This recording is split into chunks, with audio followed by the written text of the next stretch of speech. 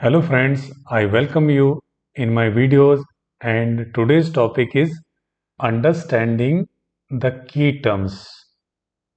Friends आज हम इस वीडियो में ऐसे टर्म्स या जो वर्ड्स कीवर्ड्स का अंडरस्टैंड करने वाले हैं जो हम क्रेडिट अप्रेजल में बहुत फ्रीक्वेंटली यूज करते हैं और अगर हम इनका मीनिंग अच्छे से समझ लेंगे तो हमें आगे जाके काफ़ी आसानी होगी। ओके, तो आइए स्टार्ट करते हैं। तो सबसे पहले हम बात करते हैं क्रेडिट अप्रेजल में। क्रेडिट डिपार्टमेंट में मैं आपको बताऊं कि लोन्स, एडवांसेस, फैसिलिटी और क्रेडिट ये सारे वर्ड्स इंटरचेंजेबल हैं। तो अगर आप कोई बोरोअर को लोन दे रहे हो तो उसका मतलब भी आपने एडवांस, फैसिलिटी या क्रेडिट, इन सबका एक ही मतलब होता है कि इसका मीनिंग होता है लोन, कि आपने बोरोअर को लोन दिया है, राइट। तो अगर कोई आपसे बोले एडवांसेस तो इसका मतलब ही लोन है, फैसिलिटी भी बोलेगा क्रेडिट फैसिलिटी, इसका मतलब भी लोन है, और क्रेडिट भी समटाइम हम केवल क्रेडिट भी यूज करते हैं। ओके, सो लोन्स, एडवांसेस, फैसिलिटी और क्रेडिट, इन सब का मतलब है लोन्स। इसको आप हमेशा माइंड में रखिए। फ्रेंड्स, हम ऐसे बेसिक में आपको बता रहे हैं, आपको जो आपको समझना आप समझ सकते हैं। अगर आपको लगता है बहुत ज्यादा बेसिक है तो आपको छोड़ भी सकते हैं उसको। ओके, लेकिन मैं ये एज्यूम करके चल रहा हूँ क्योंकि ये बुक जो है बिगिनर्स के लिए है, तो कई बार ये ऐसे इस तरह के कंसेप्ट बहुत मायने रखते हैं। ओके, नेक्स्ट की टर्म्स है सैंक्शन। सैंक्शन का मतलब होता है जब भी किसी प्रपोजल को मंजूरी या फिर उसका अनुमोदन हो गया तो हम उसको सैंक्शन बोलते हैं। तो अगर कोई बोरोअर आया, उसने हमें लोन एप्लीकेशन दी है और लोन एप्लीकेशन के बाद में हमने उसको प्रोसेस किया, ठीक है, और वो लोन जो प्रपोजल को अथॉरिटी ने गो हेड दे दिया, सैंक्शन बोल दिया, ओके कर दिया, तो हम उसको सैंक्शन बोलते हैं, राइट। ओके, अब नेक्स्ट टर्म है डिसबर्समेंट। डिसबर्समेंट का मतलब होता है कि जब फैसिलिटी सैंक्शन हो गई है और उसकी टर्म्स के हिसाब से जो डॉक्यूमेंट्स हैं उसका एग्जीक्यूशन हो गया, जो बोरोवर ने डॉक्यूमेंट्स दे दिए और उसकी टर्म्स एंड कंडीशन क्या हो गई, कंप्लाइड हो गई, उनको बोरोवर ने कंप्लीट कर लिया, डॉक्यूमेंटेशन हो गया, तो उसके बाद जो बैंक है, ओके, बैंक या जो लैंडर्स हैं वो एक्चुअली जो बोरोवर को जो कैश कैश का जो भुगतान करते हैं उनके अकाउंट में, उसको हम क्या बोलते हैं, डिसबर्समेंट बोलते हैं। ओके, ठीक है। इसके बाद बात करते हैं आउटस्टैंडिंग। आउटस्टैंडिंग का मतलब होता है कि अगर आपने सपोज 100 करोड़ आपने बोरोवर को दिए है, ठीक है, 100 करोड़ बोरोवर को दे दिया है और उसका अभी रीपेमेंट स्टार्ट नहीं हुआ, तो उसका आउटस्टैंडिंग कितना हो जाएगा, 100 करोड़, उसको हम 100 करोड़ बोले। अगर उसका रीपेमेंट स्टार्ट हो गया, सपोज उसने 10 करोड़ रीपे कर दिया, तो बैलेंस 90 करोड़ जो बचेगा उसको आउटस्टैंडिंग बोलते हैं। तो आउटस्टैंडिंग का मतलब है कि जो अमाउंट पे करना बाकी है बोरोवर को, किसको, लेंडर्स को या बैंक को, तो उसको हम आउटस्टैंडिंग बोलते हैं। ओके, नेक्स्ट इंपॉर्टेंट कंसेप्ट है एक्सपोजर। एक्सपोजर ये बहुत इंपॉर्टेंट कंसेप्ट है और इसको समझना बहुत जरूरी है कि एक्सपोजर का मतलब क्या होता है। तो एक्सपोजर का मतलब ये है कि at any point of time एक बैंक जो आपको कमिटमेंट दे रखा है कि वो इतना पैसा आपको दे देगा या इतना लोन सैंक्शन जो किया है वो आपको डिसबर्स करेगा, तो हम उसको एक्सपोजर बोलते हैं, ठीक है। अभी फॉर एग्जांपल एक टर्म लोन दिया बैंक ने, कितना, 100 करोड़ का, राइट। अभी इसकी अवेलेबिलिटी पीरियड सपोज 1 ईयर है, मतलब 1 साल तक जो बोरोवर है वो इस लोन को ले सकता है, तो बैंक के लिए एक्सपोजर कितना हो गया, 100 करोड़, ठीक है। अभी सपोज अगर ये वैलिडिटी एक्सपायर हो जाती है, राइट, ये वैलिडिटी एक्सपायर हो जाती है तो लोन खत्म हो जाएगा और वहां पे कोई एक्सपोजर नहीं है कि उसने लोन अवेल ही नहीं किया। लेकिन अगर उसने वैलिडिटी पीरियड के पहले सपोज 50 करोड़ ले लिया तो हमारा एक्सपोजर कितना हो जाएगा, 50 करोड़, और बाकी लोन एक्सपायर हो गया, ठीक है। और अगर उसने पूरा 100 करोड़ ले लिया तो पूरा 100 करोड़ आपका एक्सपोजर कहलाएगा, ठीक है। अब इसको थोड़ा सा और हम अच्छी तरह से समझते हैं और इसको थोड़ा बेटर वे में हम समझते हैं, राइट। तो थोड़ा सा इसको इरेज करना पड़ेगा, तो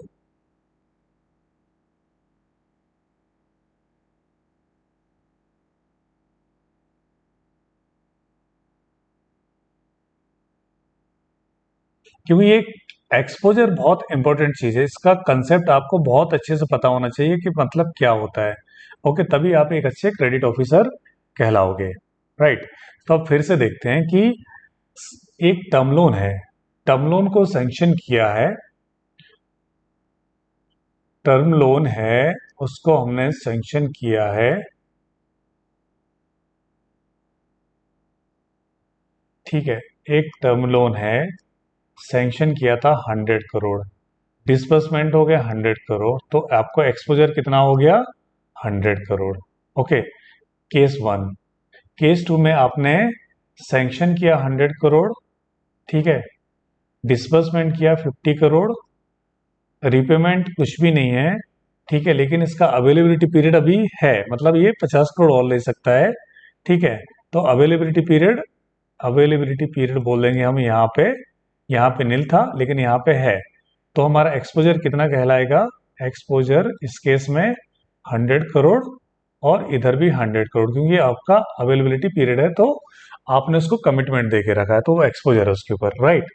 उसके बाद में एक तीसरा, number one, number two, number तीन, एक और सिनारियो लेते हैं, ठीक है, अगेन सेम चीज, अगेन यहाँ पे हम फिर से सेम लेते हैं, 100 करोड़ सैंक्शन है, इसमें से हमने 50 करोड़ दे दिया, और इसके बाद में इसका जो अवेलेबिलिटी पीरियड जो है ना वो खत्म हो गया है।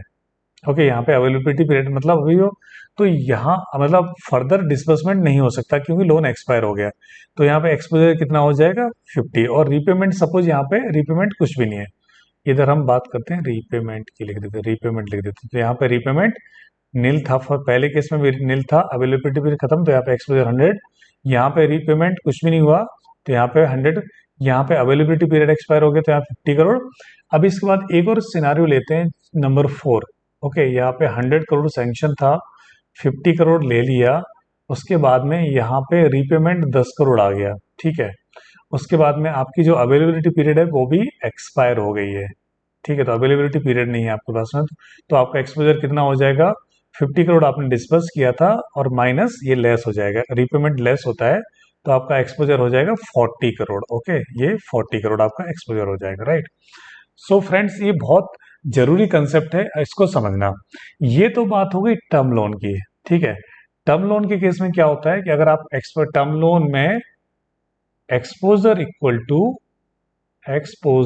इज इक्वल टू आपका डिसबर्समेंट अमाउंट, ठीक है, माइनस रीपेमेंट प्लस अनडिसबर्स पोर्शन, अगर आपके पास में अवेलेबिलिटी पीरियड है तो अनडिसबर्स पोर्शन, ठीक है, तो यहाँ पे आपका अवेलेबिलिटी पीरियड है तो अनडिसबर्स पोर्शन, लेकिन अगर सपोज अगर आपका अवेलेबिलिटी पीरियड खत्म हो गया तो इसमें फिर इसको ऐड नहीं करोगे आप, अनडिसबर्स पोर्शन को आप इसमें ऐड नहीं करोगे, तो डिसबर्समेंट माइनस रीपेमेंट, इसके बाद जो आपका निकलेगा वो अमाउंट कहलाएगी आपका एक्सपोजर,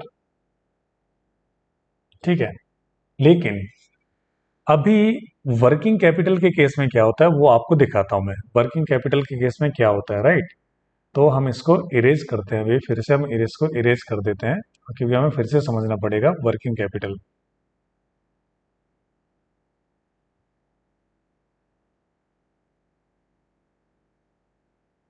तो वर्किंग कैपिटल फ्रेंड्स क्या होता है, वर्किंग कैपिटल का मतलब होता है कि आपको जो शॉर्ट टर्म फंड्स होते हैं आपके बिजनेस रन करने के लिए, उसको वर्किंग कैपिटल बोलते हैं हम, राइट, ठीक है। तो वर्किंग कैपिटल में क्या होता है कि जैसे टर्म लोन का जो अवेलेबिलिटी पीरियड होता है वो क्या होता है जनरली जो हम डिफाइन करते हैं, लेकिन जो वर्किंग कैपिटल लोन्स होते हैं, वर्किंग कैपिटल का क्या होता है जनरली अवेलेबिलिटी पीरियड 1 ईयर होता है, ठीक है। तो सपोज यहाँ पे सैंक्शन 100 करोड़ कर दिया आपने, लेकिन डिसबर्समेंट आपने किया, उसका डिसबर्समेंट किया यहाँ पे 50 करोड़, ठीक है। वर्किंग कैपिटल फैसिलिटी 1 साल तक वैलिड रहती है, तो यहाँ पे रीपेमेंट आता रहे जाता रहे, ठीक है। सपोज यहाँ पे रीपेमेंट उसने 10 करोड़ कर दिया यहाँ पे, ठीक है, तो आपका आउटस्टैंडिंग एग्जैक्टली आपका बचा 40, बिकॉज आपने 50 डिस्बर्स किया था, 10 करोड़ वापस आएगा, तो आपका at any point of the time आपका 40 आउटस्टैंडिंग। लेकिन ये वर्किंग कैपिटल फैसिलिटी है और यहाँ पे आपका 100 करोड़ एनी टाइम अवेलेबल है, अप टू 12 मंथ है, तो आपका एक्सपोजर हमेशा आपका 100 करोड़ इसमें आएगा जब तक ये फैसिलिटी अवेलेबल रहती है। ओके, सो वर्किंग कैपिटल के केस में जो आपका एक्सपोजर है वो आपकी सैंक्शन लिमिट होती है, ठीक है, जो सैंक्शन आपने करके दी है, तो सैंक्शन लिमिट यहाँ पे कितनी थी 100 करोड़, ठीक है। तो इवन दो इसका अगर उसमें से कुछ क्रेडिट आ गया, रीपेमेंट आ गया, लेकिन अगर उसकी अवेलेबिलिटी पीरियड है, सैंक्शन वैलिड है, तो आपका आपका रीपेमेंट और जो एक्सपोजर है पूरा 100 करोड़ का एक्सपोजर कहलाएगा। Okay, hope this this is clear to you. तो वर्किंग कैपिटल और टर्म लोन के केस में आपको एक्सपोजर का मीनिंग अच्छे से समझना है, क्योंकि ये टर्म आपको बार बार यूज होती रहेगी। ओके फ्रेंड, तो इसको बहुत अच्छी तरह से आप समझ लीजिए।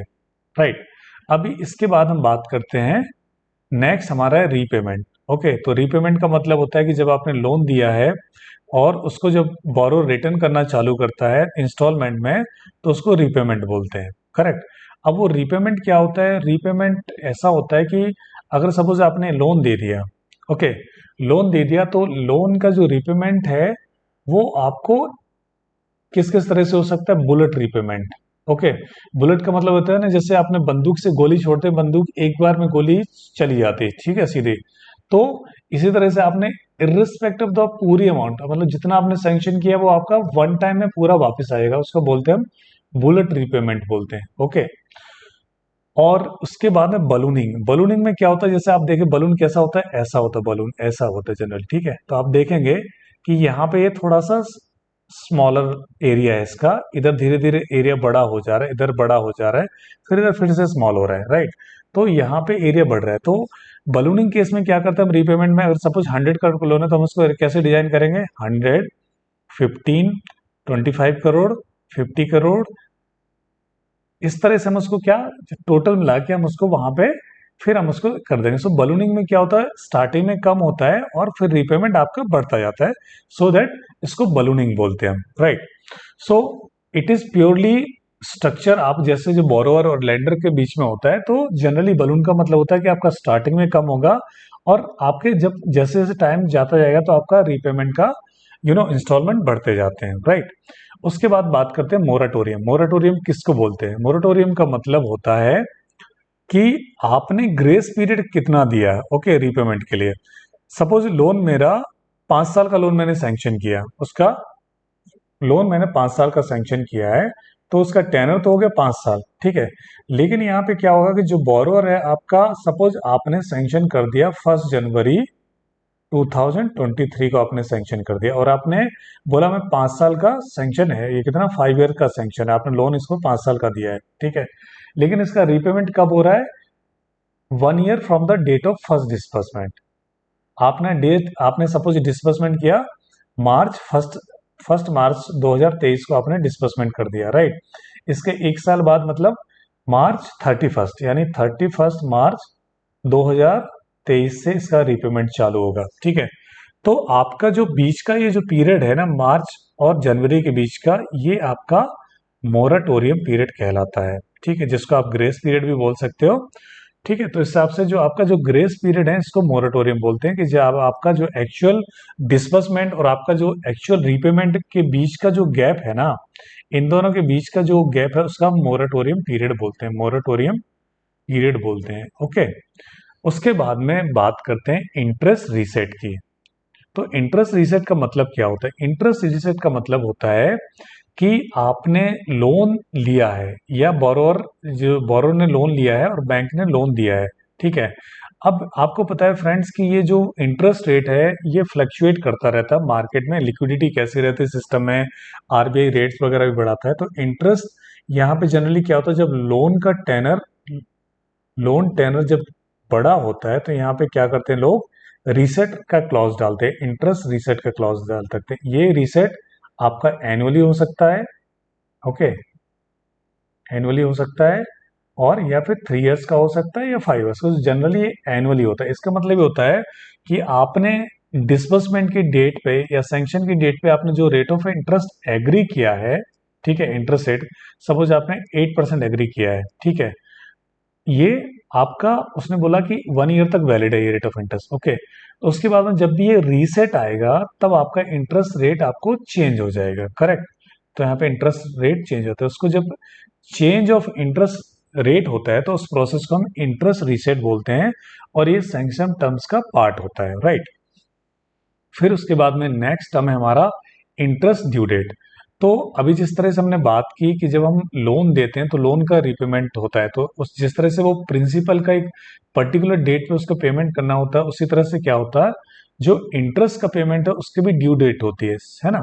सपोज आपने पहला डिस्बर्समेंट कर दिया 15 जनवरी को 2023 को पहला डिस्बर्समेंट कर दिया लोन में, लेकिन जो लोन का जो इंटरेस्ट ड्यू है वो क्या मंथली हो सकता है, ठीक है। तो मंथली आपने पहले मंथ का आपका 15 डेज का इंटरेस्ट आ जाएगा और उसको पेमेंट क्या है first day of every month. तो आपको क्या करना पड़ेगा, ये जो इंटरेस्ट आपका कब हो जाएगा 1 फरवरी 2023 को आपका जो भी जितना अमाउंट का इंटरेस्ट होगा वो बोरोवर को पे करना पड़ेगा। दोस्तों इस केस में हमारा इंटरेस्ट ड्यू डेट क्या हो जाएगी 1 फेब 2023, जबकि आपने डिस्बर्समेंट कब किया था 15 जनवरी 2023 को। ओके, नेक्स्ट टर्म है उसको बोलते हैं हम रिवैलिडेशन ऑफ सैंक्शन, ठीक है। सो नेक्स्ट टर्मिनोलॉजी है उसको हम बोलते हैं रिवैलिडेशन ऑफ सैंक्शन। अब फ्रेंड्स मैंने इसका मतलब क्या होता है रिवैलिडेशन का, इसका मीनिंग ये होता है कि जब आप सैंक्शन देते हो तो सैंक्शन पे एक्चुअली क्या होता है कि जो लैंडर्स होते हैं या बैंक होते हैं